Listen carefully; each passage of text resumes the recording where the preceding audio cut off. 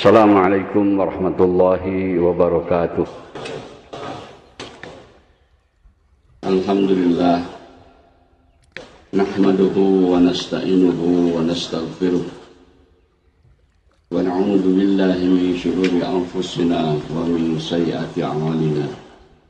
May yahdihillahu fala mudilla lahu wa may yudlilhu fala hadiya lahu. Asyhadu an la ilaha illallah wahdahu la syarika lah wa asyhadu anna Muhammadan abduhu wa rasuluh la nabiyya ba'dah. Allahumma shalli wa sallim wa barik ala rasulil karim wa ala alihi wa sahbihi ajma'in. Qala Allah ta'ala fil Qur'anil Karim ba'da a'udzu billahi minasy syaithanir rajim.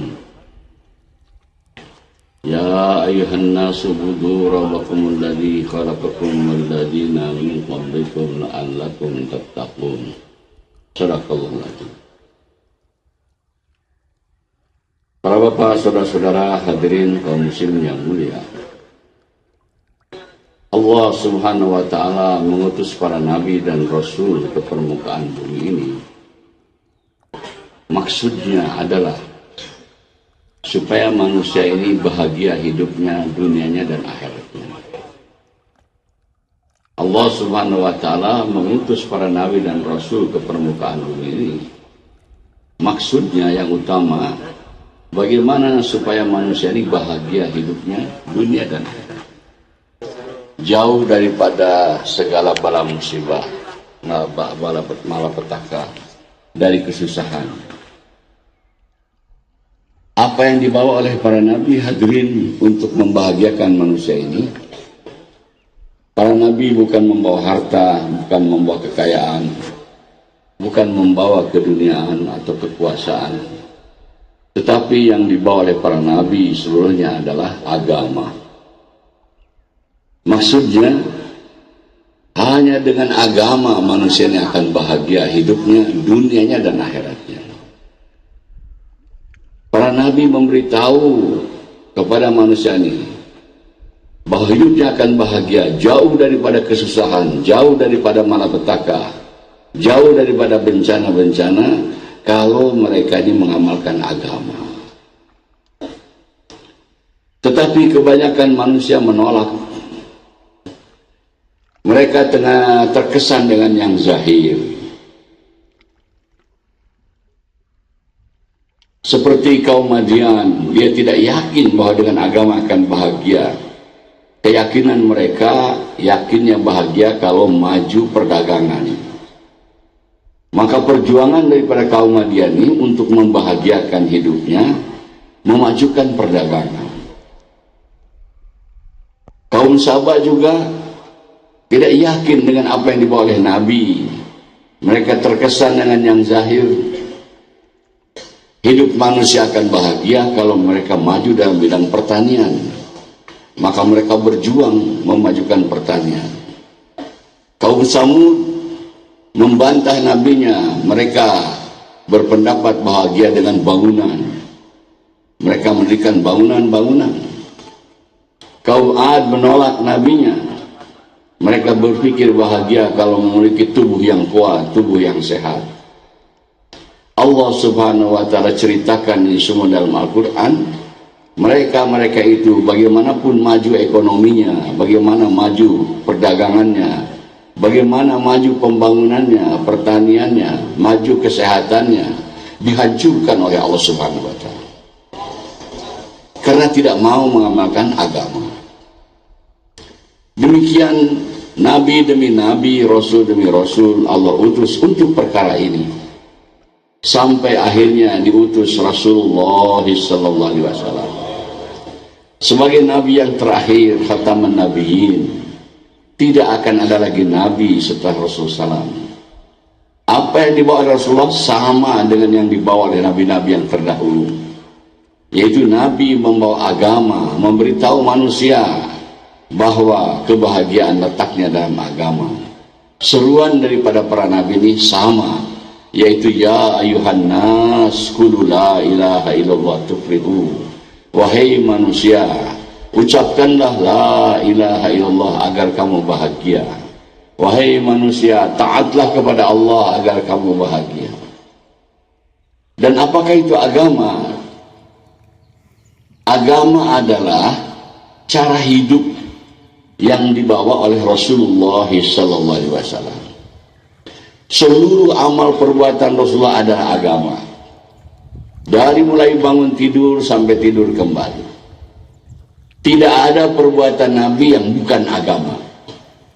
Jadi kalau kita mau mengamalkan agama yang sempurna, ikuti saja perihidup Rasulullah SAW. Dan pasti Allah akan bahagiakan kita, dunia kita dan akhirat kita.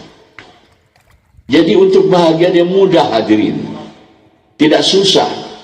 Nah, ikuti saja perihidup Rasulullah.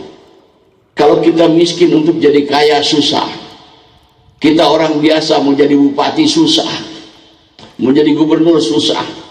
Tapi sebetulnya mengamalkan peri kehidupan Rasulullah mudah. Siapa saja bisa. Orang kaya bisa, orang miskin pun bisa. Pedagang bisa, petani bisa. Pegawai bisa. Orang tinggal di kota bisa, yang tinggal di kampung pun bisa. Siapa saja bisa. Sehingga para ulama mengatakan, hadirin, untuk mengamalkan ini mudah. Lebih mudah daripada naik sepeda. Kalau naik sepeda itu orang kakinya buntung, nggak bisa, hadirin. Kalau untuk mengamalkan agama, kaki buntung, tangan buntung, mata buta, bisa, hadirin. Tetapi sudah adat daripada manusia, hadirin, membantah kepada Allah. Dia cari untuk bahagia yang susah-susah. Tidak mau mengamalkan ini yang mudah, yang Allah tunjukkan kepada kita.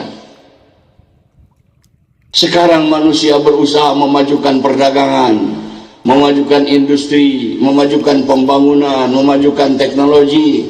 Agama ditinggalkan. Ini bukan perkara main-main, bahaya mengancam kepada dia. Bahaya di dunia dan lebih bahaya di akhirat lagi. Hadirin, mereka tidak tahu bahwanya kebahagiaan manusia itu dalam agama, dalam taat kepada Allah Subhanahu wa taala.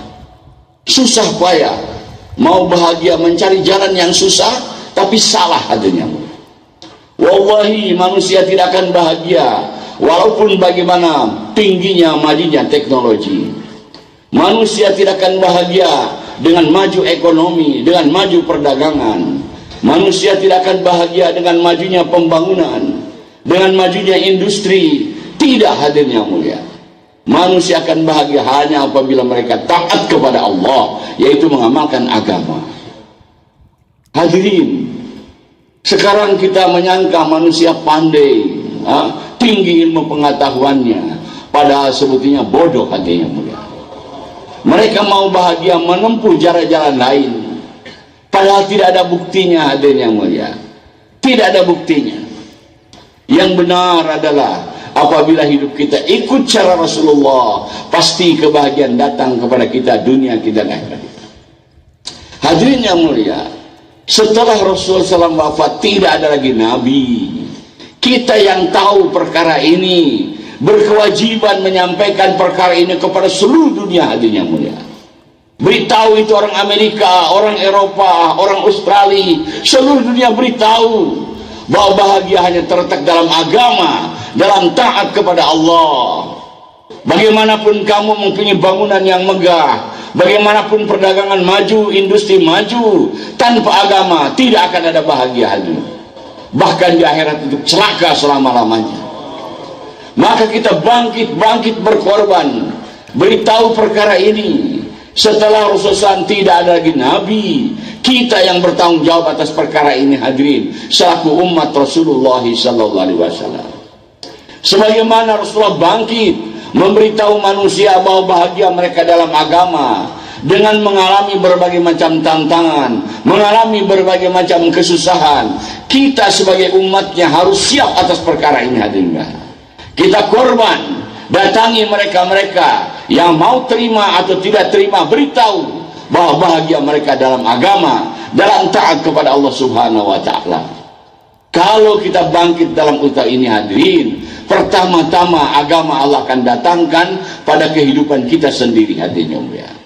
Agama akan mudah kita amalkan Allah akan memberikan taufik hidayah dan kekuatan kepada kita, kemudahan kepada kita untuk mengamalkan agama kalau kita bangkit dalam usaha ini, hadirin. Tetapi sayang, hadirin ya, umat Islam sudah terpengaruh dengan pendapat orang-orang kafir, hadirin. Mereka ikut-ikutan memajukan perdagangan, memajukan pertanian, memajukan industri. Agama ditinggalkan, hadirin ya. Berapa banyak sekarang umat Islam sibuk kerja, memajukan perdagangan, memajukan pertanian, memajukan industri, memajukan teknologi, tapi sholat tidak, hadirin yang mulia. Dan dianggap itu tidak ada apa-apa. Seluruh dunia, hadirin, sebagian besar umat Islam tidak sholat, hadirin, gara-gara sibuk atas perkara-perkara tadi. Ini kejahilan, kebodohan, hadirin. Maka kita harus berani korban, bangkit, korban dengan harta dan diri, datangi mereka-mereka. Kalau kita terjun dalam usaha ini, Allah akan memberikan ganjaran kepada kita sebagaimana Allah memberikan ganjaran kepada para nabi, hadirin yang mulia. Kalau kita bangkit dalam usaha ini, kalau menghadapi kesusahan-kesusahan, Allah akan kabulkan doa-doa kita sebagaimana Allah mengabulkan doa-doa nabi-nabi Bani Israel, hadirin. Doa-doa Nabi Bani Israel luar biasa, hadirin. Orang mati, dia minta doa kepada dihidupkan, hidup lagi, hadirin yang mulia. Tidak ada makanan, tidak ada bahan, minta kepada Allah supaya makanan diturunkan dari langit. Allah turunkan dari langit, hadirin yang mulia. Mau nyebrang, tidak ada perahu, tidak ada kapal, Allah belah lautan untuk mereka. Hadirin, janji Allah, kalau kita terjun dalam usaha ini, mengajak manusia untuk mengamalkan agama, doa-doa kita akan dikabulkan oleh Allah Subhanahu wa Ta'ala. Para nabi menyelesaikan masalah dengan doa saja, hadirnya. Allah kabulkan. Tapi mereka usaha atas agama. Nabi Ibrahim alaihissalam usaha atas agama. Musuhnya adalah Namrud, raja yang besar, memiliki kekuasaan, ada prajurit, ada senjata, ada kekayaan, ada harta, segala macam dunia ada pada mereka. Tapi Nabi Ibrahim tidak punya apa-apa, tapi punya agama, punya Allah, ketaatan kepada Allah. Maka Allah Subhanahu wa Ta'ala tolong bantu Nabi Ibrahim. Allah yang menghancurkan Namrud dengan tentaranya. Dengan apa? Itu perkara mudah bagi Allah. Bukan Allah turunkan malaikat, bukan Allah berikan kepada Nabi Ibrahim teknologi bikin bom. Tidak. Hanya Allah kirimkan nyamuk saja, makhluk kecil, hancur tentara Nabi semua. Allah ceritakan di Quran. Demikian juga Nabi Musa alaihissalam tidak memiliki apa-apa. Tidak ada ekonomi, tidak ada kekuasaan, tidak ada prajurit, tidak ada harta, tidak ada senjata. Tapi semua tadi dimiliki oleh Fir'aun. Kekuasaan ada, ekonomi ada, tentara ada, senjata ada. Tapi ketika berhadapan, Fir'aun mau menghancurkan Nabi Musa, Allah Subhanahu wa Ta'ala selamatkan Nabi Musa menyeberang di lautan dengan Bani Israel. Dan Allah tenggelamkan Fir'aun dengan pengikut-pengikutnya. Lihat kemenangan para nabi karena pertolongan Allah disebabkan ketaatan mereka kepada Allah Subhanahu wa Ta'ala.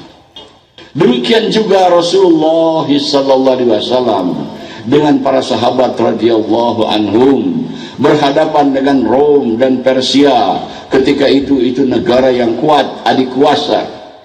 Mereka memiliki kekayaan, kekuasaan, prajurit, senjata dan sebagainya. Sahabat tidak memiliki apa-apa. Berhadapan dengan Rom dan Persia, boleh dikatakan hanya dengan pedang buntung saja, hadir. Tapi nusratullah bersama mereka. Karena mereka taat kepada Allah. Mereka bangkit dalam usaha kenabian, menyebarkan agama. Allah Subhanahu wa Ta'ala datangkan pertolongan kepada para sahabat sehingga Rom dan Persia jatuh di bawah telapak kaki mereka. Hadirin, ini sifat agama tetap. Sebagaimana Allah memberikan sifat kepada garam itu asin. Siapa yang makan garam pasti asin. Orang kaya makan garam dia akan merasakan asin. Orang miskin pun makan garam merasakan asin. Orang kota makan garam, makan asin. Orang kampung pun begitu juga akan asin. Orang yang tercantik di dunia makan garam, keasinan juga. Orang terjelek di dunia makanan asin. Semua akan kena dari sifat garam ini. Maka begitu sifat agama hadirin, kalau kita amalkan, kejayaan akan datang kepada kita, dunia kita dan akhirat kita. Hadirin yang mulia, inilah maksud kita kumpul-kumpul di sini, untuk menyadarkan diri kita supaya kita bangkit menyadarkan manusia. Terkeliru manusia di dunia, sekolah tinggi-tinggi, belajar bertahun-tahun hanya untuk menggeluti perkara-perkara tadi. Mereka tidak mau untuk taat kepada Allah Subhanahu wa taala. Dan mereka merasa bangga, merasa benar. Umat Islam pun ikut-ikutan membenarkan mereka, hadirin. Seolah-olah salah mengamalkan agama itu, hadirin. Maka kita harus bangkit dalam perkara ini, hadirin, dengan keikhlasan, dengan pengorbanan, dengan siap korban harta, korban diri sebagaimana para nabi. Bahkan kita harus siap sampai mati, hadirin yang mulia, untuk perkara ini. Pasti pertolongan Allah akan datang kepada kita. Umat Islam hari ini di mana-mana dalam kehinaan, dalam keterbelakangan, dalam dicemooh dan dipermainkan karena mereka meninggalkan perkara ini, meninggalkan usaha dakwah dan tabligh. Kalau mereka bangkit dalam usaha dakwah dan tabligh, Allah akan membangkitkan mereka, memuliakan mereka, sehingga mereka akan di atas daripada orang-orang kafir, hadirin. Orang kafir akan menjadi hina, akan menjadi terbelakang. Umat Islam akan maju kalau mereka bangkit dalam usaha ini. Tetapi sayang, umat Islam pun banyak picik pemikirannya, mengadakan diskusi, seminar, rapat, bagaimana untuk memajukan umat Islam. Akhir-akhirnya kesimpulan dia bilang, umat Islam mundur karena ekonominya lemah. Ini pendapat picik, pendapat bodoh, hadirin. Padahal kalau kita lihat dari sejarah, dari Quran dan hadis, sudah sifat orang Islam itu dibandingkan dengan orang kafir selalu ekonominya lemah, hadirin. Tapi bukan berarti hina, bukan berarti kalah, tidak. Nabi Ibrahim dibandingkan dengan Namrud, siapa yang kuat ekonominya? Namrud. Nabi Ibrahim ekonomi lemah, tapi Namrud bisa dihancurkan, Nabi Ibrahim menang. Bukan dengan kekuatan ekonomi, bukan teknologi, tapi dengan agama, hadirin yang mulia, dengan ketaatan kepada Allah. Nabi Musa dengan Bani Israel dibandingkan dengan Fir'aun, siapa yang kuat ekonominya? Fir'aun. Nabi Musa dengan Bani Israel ekonomi lemah, tapi taat kepada Allah, dengan agama, dengan taat kepada Allah, Allah hancurkan Fir'aun. Orang-orang yang memiliki kekuatan tentara, kekuatan teknologi dihancurkan oleh Allah. Melawan ini, hadirin, yang mereka-mereka yang memiliki agama. Begitu juga, hadirin, lihat fakta sejarah. Rasulullah dengan sahabat-sahabatnya bisa mengalahkan Rom dan Persia, bukan dengan kekuatan ekonomi, bukan dengan teknologi, tapi dengan agama. Ini fakta nyata, hadirnya. Maka kalau kita bangkit dalam usaha ini, bangkit dengan agama, dekatkan diri kita kepada Allah, hal yang sama akan datang kepada kita. Pertolongan Allah bukan hanya kepada para nabi, bukan hanya kepada para sahabat, tapi kepada siapa-siapa mereka yang ikut amal Nabi dan ikut amal daripada para sahabat radhiyallahu anhum sampai hari kiamat. Hadirin, mungkin pertemuan ini juga tidak dilihat manusia, tapi ini perkara besar, hadirin yang mulia. Kita harus yakin, maksud kita kumpul-kumpul di sini supaya membangkitkan semangat kita, mau korban kita, keluar di jalan Allah dengan harta kita, diri kita. Pahamkan kepada diri kita pertama-tama. Kita duduk di sini nanti 3 hari, 5 hari, bertengkus lumus, bersusah payah, mujahadah, mungkin panas, dingin dan lain sebagainya. Tahan atas perkara ini. Allah akan datangkan hidayah kepada kita. Allah akan datangkan agama kepada kehidupan kita. Dan Allah jadikan kita sebagai asbab hidayah bagi seluruh alam. Insya Allah semuanya siapa? Insya Allah. Semoga Allah berikan kekuatan. Kita datang bukan hanya hadir, datang kemari untuk berkorban. Yang datang mau keluar 40 hari, tingkatkan jadi 4 bulan. Yang datang hanya untuk 3 hari, tingkatkan 40 hari. Yang datang hanya untuk hadir-hadir istimewa, korban semuanya, keluar 4 bulan 4 pada sebagainya. Insyaallah siap semuanya. Semoga Allah berikan taufik hidayah. Wabillahi taufik wal hidayah. Wassalamualaikum warahmatullahi wabarakatuh.